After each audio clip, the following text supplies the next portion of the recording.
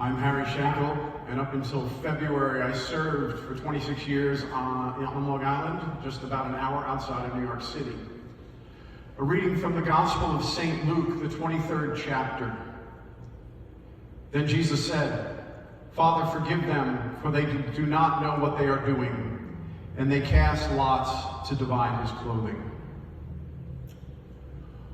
While I have all the memories of where I was on that day and what I was doing and how that day unfolded, it was really in the days and the month following September 11th where things accelerated. For that week, I was at the church, St. John's Sayville on the South Shore of Long Island, doing prayer services, meeting with people, trying to give a sense of calm and peace. And every time the phone would ring, I would cringe, because where we were on the commuter line, in the community that we were in, with many police and firefighters, I just had a deep down feeling that one of those phone calls was going to be the report that somebody was dealing with something a little bit closer to home, a little bit more personal when it came to September 11th. Well, that day did come. It was the weekend following that dreaded Tuesday. Firefighter John Napolitano, 33 years old, part of Rescue 2 for the FDNY. He didn't come home. They didn't call me right away because they were hoping that he was just going to walk through the door, that he was going to appear. That never happened. 2 years prior to September 11th, I baptized John and his wife Ann's second daughter, Emma. Now, over the next month, we would spend painful hours planning and trying to work out the funeral.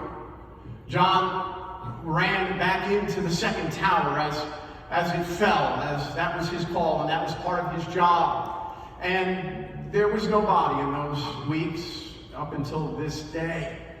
And the family so wanted and desired to have some closure, to know that he was gone, to honor his life, to honor his remains. But by the time that early October afternoon came, when we would lay him to rest, there still was no body. So important was it to the family to go through the process, to go through the tradition, to have that type of closure, that it was decided that they would get a casket. They would fill that empty casket with his firefighter uniform and with other personal mementos and items and things from his two daughters. They needed a place to go. They needed a sense of respect and closure where they could go as they grew older. So we brought that casket into the church. We took it out of the church and loaded it on the back of a fire truck, and we drove it through the main street of the town to the cemetery as hundreds of people lined the sides of the street. And when we got to the cemetery, I presided over the burial, and we put that casket in a mausoleum in the hopes that the day would come that it could be reopened and that the body could be placed in there. It drove home for me at that time as a younger pastor the importance of our ritual, of our funerals, of our process of honoring life, of our celebration of who people are and turning to the Lord to find that hope that we need. A little more than 3 months prior to September 11th, in May of 2001, I laid my hand on 14-year-old Matthew Bayless's head as I confirmed him, as I blessed him, as I read him his confirmation verse. And after September 11th happened, 14-year-old Matt Bayless was so moved by the events of the day that he couldn't wait to graduate high school so he could join the military. So as soon as he graduated, he joined the Army. On Memorial Day weekend in 2007, I stood over the grave of 20-year-old Matthew Bayless. Matthew was killed as he laid down cover fire for his unit as they had to retreat in Iraq.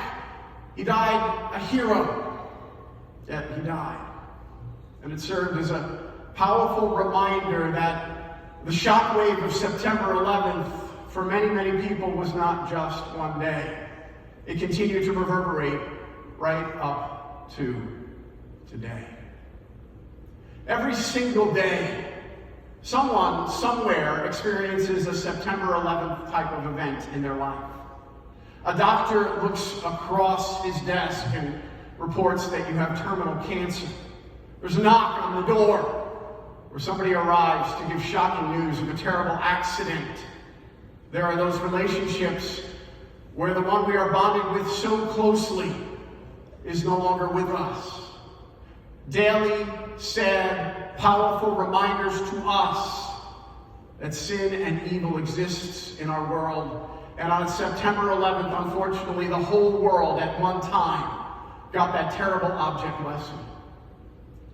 As I laid John Napolitano to rest on that early October after September 11th, his family gave me an incredibly blessed theme to work with for that funeral and for the hundreds that were gathered at that time.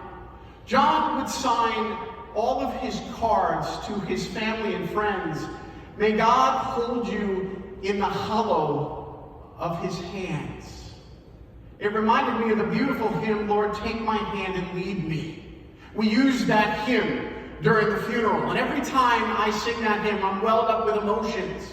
Deep sadness for John, his family, his daughters, September 11th, but also incredible hope. Listen to the words of the hymn. Lord, take my hand and lead me upon life's way. Lord, when the tempest rages, I need not fear, for you, the rock of ages, are always near. Close by my side abiding, I fear no foe. For when your hand is guiding, in peace I go. Lord, when the shadows lengthen and night has come, take my hand and lead me unto the end. It's that hand of God that blesses us at all times and all places. It's that hand of God that wipes away the tears of our eyes. And it's that hand of God through the gifts of the church, word and sacrament, that assures us we are never alone and we will be okay no matter what we face.